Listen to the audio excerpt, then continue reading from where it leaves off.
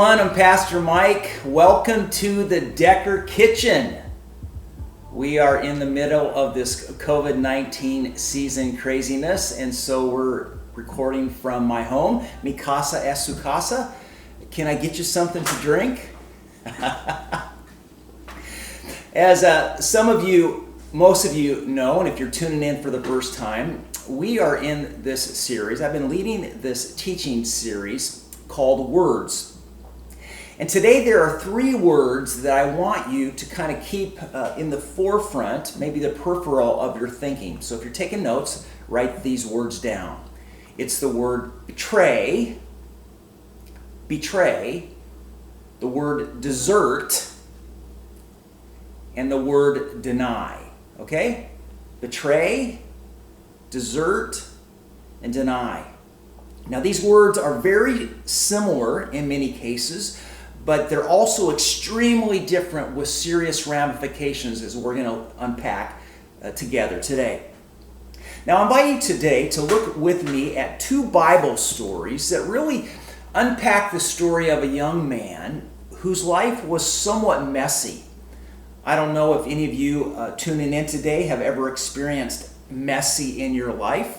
But I would imagine most of us have probably experienced from time to time how life doesn't always go as we planned. Would you agree with that? You know, you can have your script all right, written out. You can do your due diligence and your pre-planning. And yet life has a way of surprising us, doesn't it? Bears jump out of the woods in front of your motorcycle and they can create incredible carnage. And some of you know what that's like firsthand. Life can trip us up. Yes? Yes. And so today we're going to look at this story, this Bible story, found in the Gospel of really two places. And so if you have a Bible, I want you to first go to the Gospel of John, chapter 21.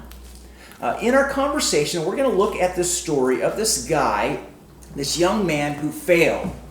And so if any of you have ever experienced failure in your life, then you're probably going to identify, you've likely tasted what this young man experienced. But what I want you to really maybe embrace for yourself today is this big idea that Jesus never gives up on me.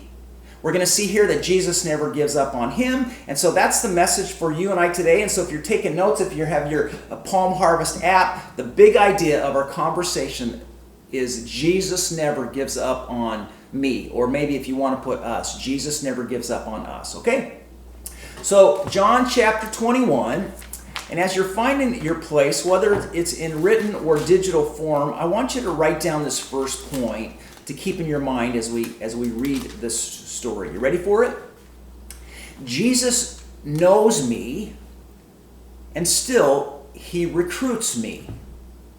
Now, church, that's an amazing truth, and perhaps a little bit scary, that Jesus knows you, and still he recruits you. So John chapter 21, we engage this conversation where Jesus is having with this young man named Peter, who many of you know was one of Jesus's good friends. And Peter's just had this amazing fishing experience with Jesus. They've just had breakfast together.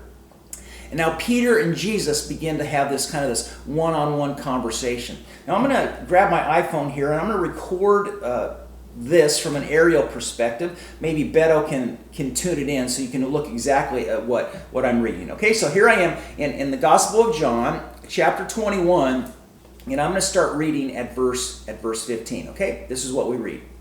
Let me tune this in here a little bit better. Perfect. Okay, it says, after breakfast, Jesus asked Simon Peter, "Simon, son of John, do you love me more than these?" "Yes, Lord," Peter replied. "You know I love you." "Then feed my lambs," Jesus told him. Jesus repeated the question, "Simon, son of John, do you love me?" "Yes, Lord," Peter said. "You know that I love you." "Then take care of my sheep," Jesus said. A third time he asked him, "Simon, son of John, do you love me?" Peter was hurt that Jesus asked the question a third time, and he said, "Lord, you know everything. you know that I love you. Then Jesus said, then feed my sheep. Now I want you to hold in your mind Peter's response to Jesus' question, Lord, you know everything. Jesus knows me and he knows you, and still he recruits us, which is amazing. And in this exchange that Peter and Jesus have, it kind of reminds me of a knock-knock joke. Y'all know what knock-knock jokes is. Okay, so let's play along. Ready? So knock-knock, and your response is, who's there?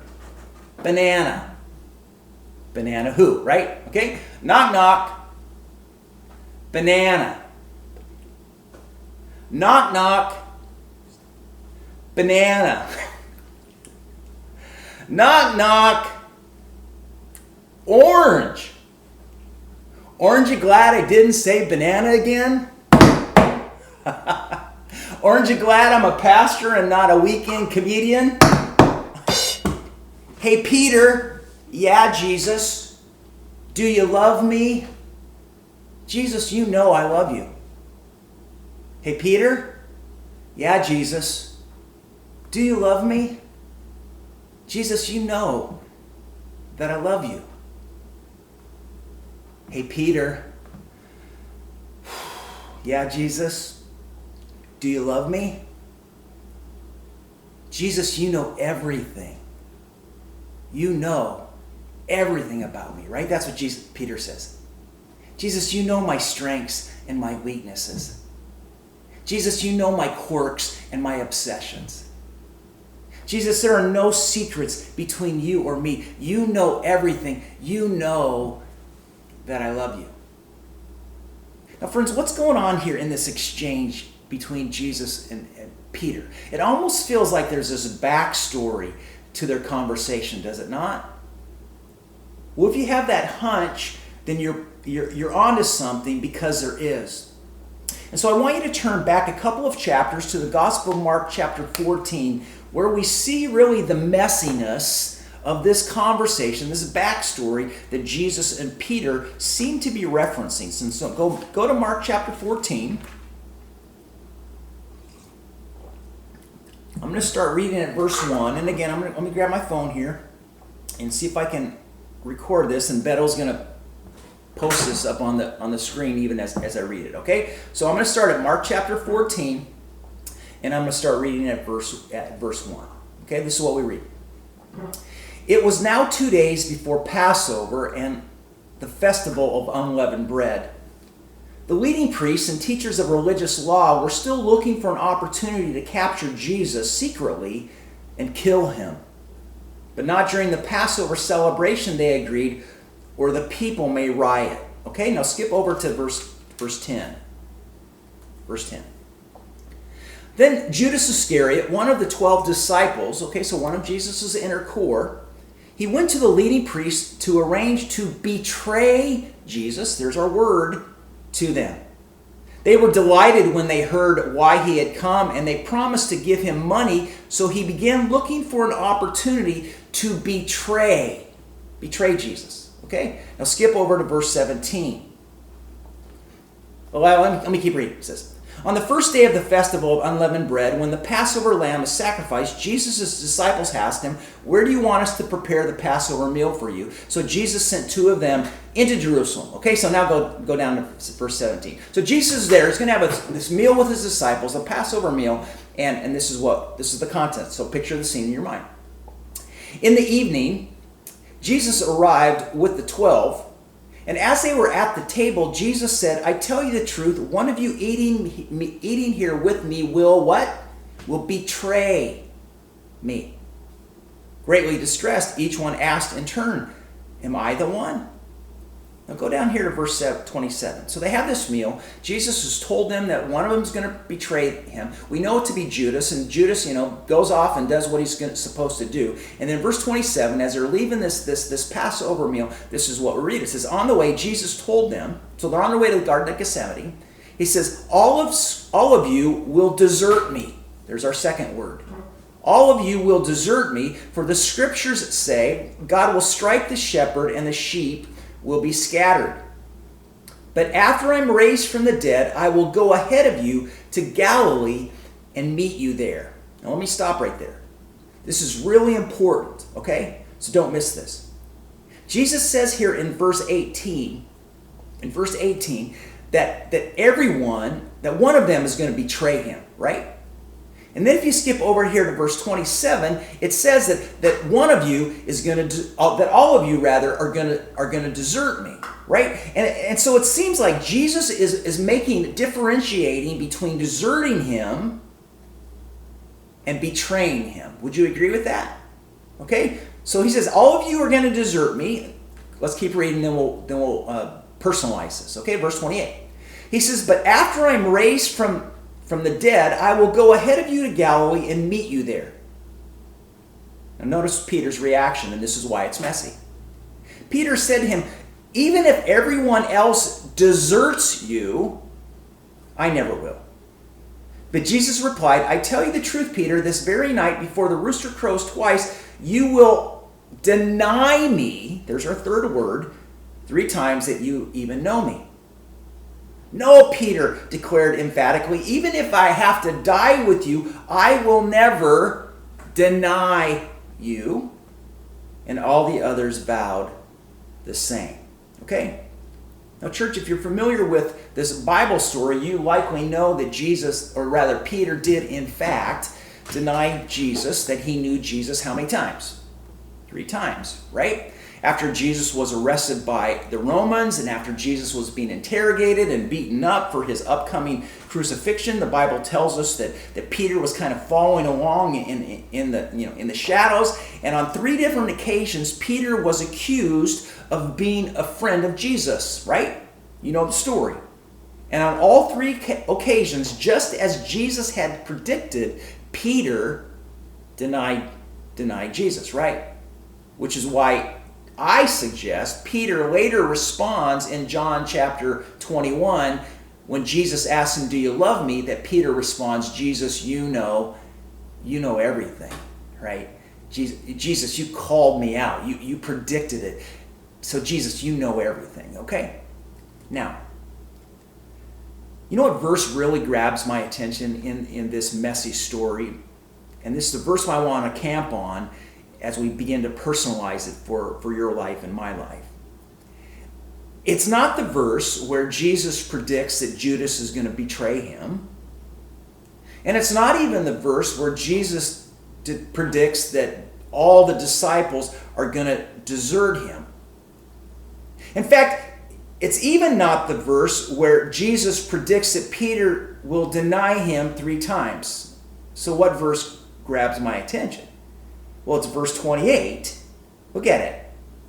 It says, after I'm raised from the dead, I will go ahead of you to Galilee and meet you there. So that's significant for a couple of reasons. One, Jesus tells his disciples that he's going to die, but he's also going to rise from the grave. But here's what really grabs me. It's the fact that Jesus says to them, after all the dust settles, right? After all of this stuff kind of clears out, what I want to remind you guys is I want you to meet me in Galilee. Which suggests to me, and I hope to you as well, is that Jesus, it just reinforces this truth that Jesus doesn't give up on us. Jesus knows me. He knows my weaknesses.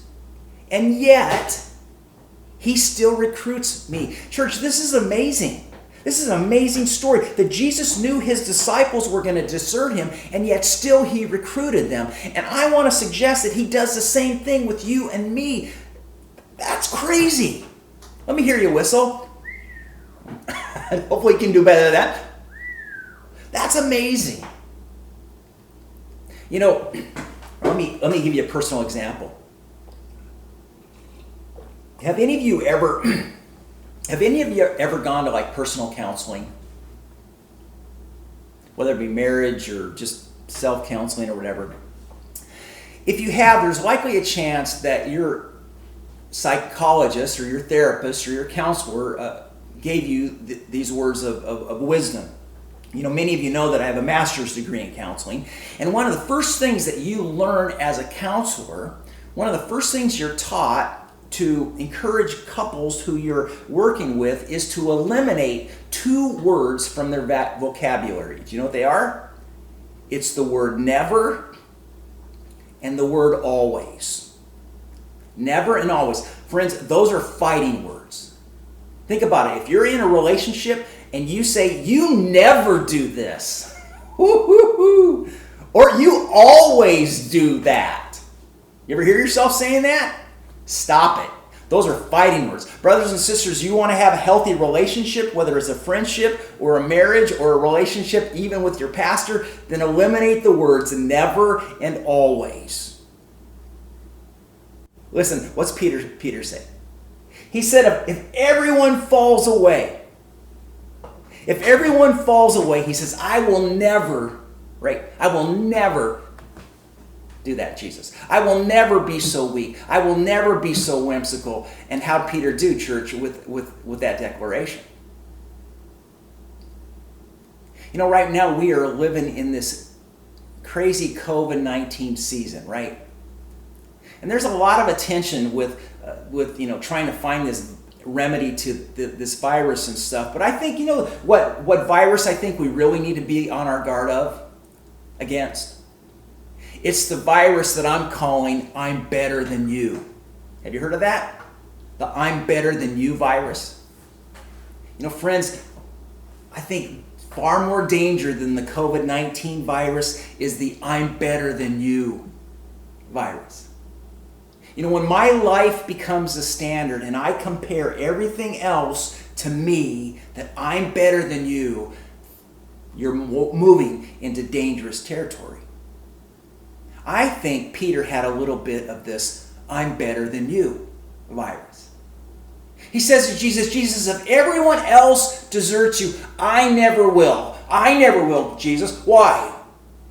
Because I'm better than them, right? Have you noticed how easy it is for us, for people, to criticize and throw insults at others? You know, in our social digital age, it's so easy for us to throw rocks at people. In fact, Robin and my friend Kirk often say, just because you have a keyboard doesn't make you, a guru. A lot of idiots using their keyboards. But we're in this age where we love to criticize people's actions, do we not? We love to take pot shots at people's decisions. We love to pull apart and point out the negative in what people say and in what people do. You know it. You know it's true. And I'm pointing at some of you because I'm thinking of you right now. I'm better than you. No, I'm not doing that. Listen, I just want to see, there's this tension, right? But when we start focusing on other people's negatives and basically kind of puff ourselves up indirectly, I think what we are falling prey to is what Peter fell prey to, and that's the virus of I'm better than you. So with the show of hands, how many of you have got the I'm better than you virus, right? All I'm saying is let's not be too quick to throw stones at Peter. At least the guy made a declaration. In fact, in my thinking, and this is really, I would encourage you to write this down, I think it's better to fail trying than failing to try. It's better to fail trying than failing to try. If you're going to make a declaration, make a declaration. Peter made this declaration, and I just want to applaud him because at least he took the bat off of his shoulder and swung at the ball. Right? He didn't just wait at the plate to see what would happen. Jesus kind of, brushes it off, and then he tells all of his disciples, guys, listen, you're all going to desert me. But after you do, and after everything settles down, I want you to go ahead and I want you to meet me in Galilee. And what is Jesus saying here? I think what Jesus is saying to his disciples and what he's saying to you and me is he says, friends, I understand that you're going to let me down. But although you fail, I still want you to be a part of my team. So go back to our knock-knock joke with Peter and Jesus. Hey, Peter, do you love me? Peter responds, you know that I love you. And then what's Jesus say next? He says, then feed my lambs. Translation? Translation is, Peter, I'm not done with you yet. Hey, Peter, do you love me? Jesus, you know that I love you. Jesus says, then feed my sheep. Hey, Peter. Yeah, Jesus. Peter, do you love me? Jesus, you know everything. You know everything, Jesus. And so you know how I love you. And Jesus says, then feed my sheep. And what what Jesus was saying to Peter and here in the Gospel of John and what he was saying to you and me is, he says, I'm not giving up on you. Jesus knows me and still he recruits me. So remember this point number 2, write this down. I think that Jesus pokes me to reset and improve me. Jesus pokes me to reset and improve me. Jesus is poking Peter here, isn't he? Hey, Peter, do you love me? Do you love me?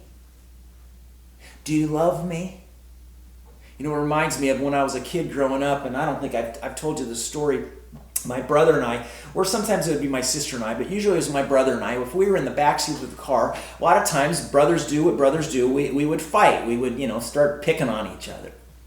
And I can remember on more than one occasion when my mom and my dad, usually my dad would be driving and my mom would be in the passenger side, riding shotgun, and they would turn around in the back seat of our car and they would say, "Boys, Michael, you go to the right side, and Murray, you stay on the left side, and I'm going to draw this line down the middle, and you guys do not cross over that imaginary line."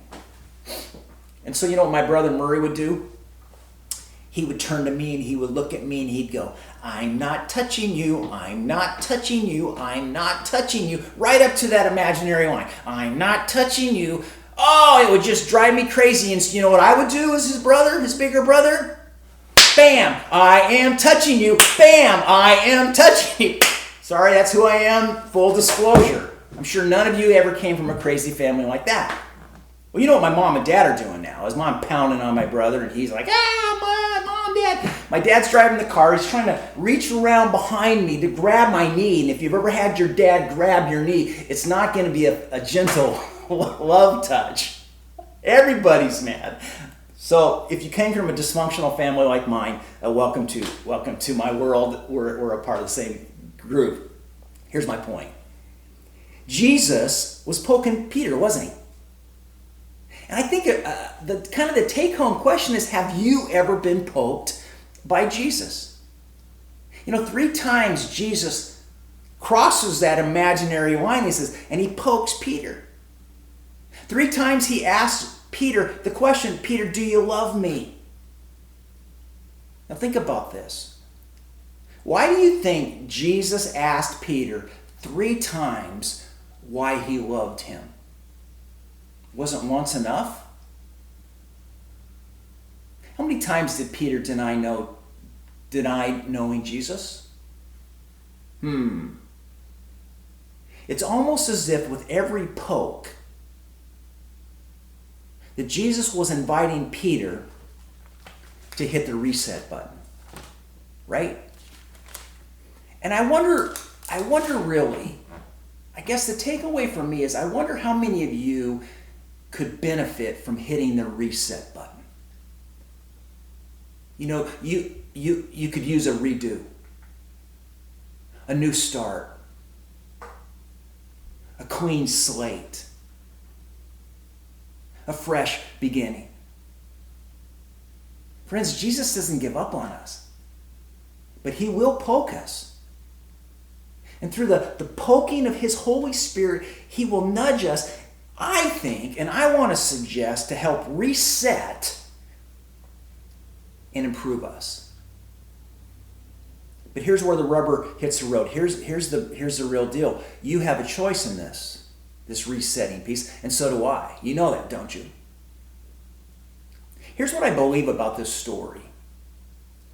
You know, when Jesus predicted that Judas was going to be the one to betray him, right? In fact, it says in the Gospel of Matthew, Matthew tells us the same story, and Jesus adds, he says, it would be better for this person not to have been born. To the one who betrays me, it would be better for that person to not have been born. Now, was Jesus suggesting that Judas was beyond God's grace and forgiveness? No, I don't think so.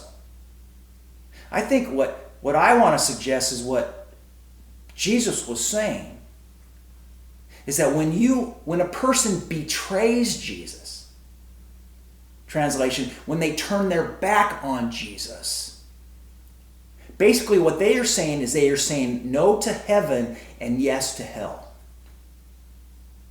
It would be better for you to have not been born than to spend all of eternity in hell.